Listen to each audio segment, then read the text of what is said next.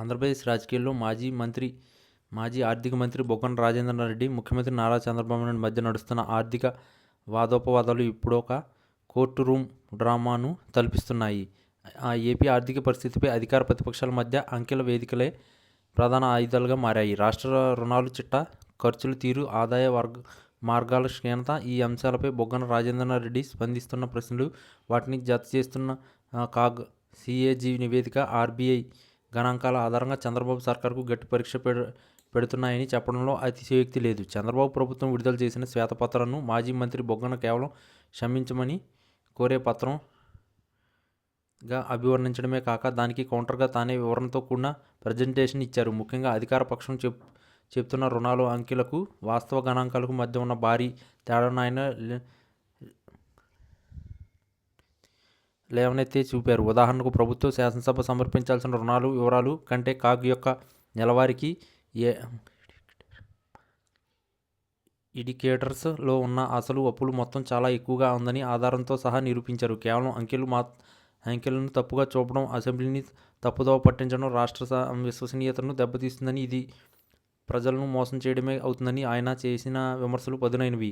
అయితే చంద్రబాబు ప్రభుత్వ పాలనలో రెవెన్యూ రాబడులు పడిపోవడం, ముఖ్యంగా రాష్ట్ర సొంత పన్నుల ఆదాయం వడ్డీ రేట్లు గత ప్రభుత్వ హయాంలో పోలిస్తే గణనీయంగా తగ్గడంపై బుగ్గన ప్రశ్నించారు. ఒకవైపు సంక్షేమ పథకాలు అమలు చేయొద్దంటూనే మరొకవైపు రెవెన్యూ ఖర్చు విపరీతంగా పెరగడాన్ని ఆయన అవసరాన్ని మించిన ఖర్చుగా అభివర్ణించారు.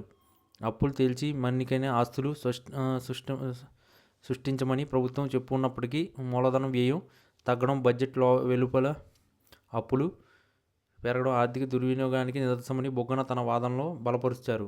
ఈ ఆర్థిక యుద్ధంలో బుగ్గన వ్యూహం స్పష్టంగా కనిపిస్తుంది. అది కేవలం విమర్శించడం కాదు, ప్రతి విమర్శలకు ఒక అధికారిక నివేదికను, ప్రభుత్వ గణాంకాలను ఆధారం చేయడం. మేము అధికారంలో ఉన్నప్పుడు కూడా అప్పులు చేశాం, కానీ మీ హయాంలో వార్షిక రుణాభివృద్ధి రేటు ఎక్కువగా ఉండేది అని గణాంకాలతో పోల్చి చెప్పడం, అలాగే కోవిడ్ వంటి విపత్కర పరిస్థితుల్లోనూ తమ ప్రభుత్వం సొంత ఆదాయ వృద్ధిని నిలబెట్టుకోగలిగిందని గుర్తు చేయడం ఆయన వాదనలో బలం చేకూర్చింది. చంద్రబాబు నాయుడు గారికి పాలనలో దశాబ్దాల అనుభవం ఉన్నప్పటికీ రాష్ట్ర ఆర్థిక వ్యవస్థను ఒక కమర్షియల్ కంపెనీలకు కాకుండా రాజ్యాంగ నియామకాలకు లోబడి పారదర్శకంగా నడపాల్సిన బాధ్యత బుగ్గన తన గణాంకాలతో గుర్తు చేస్తున్నారు.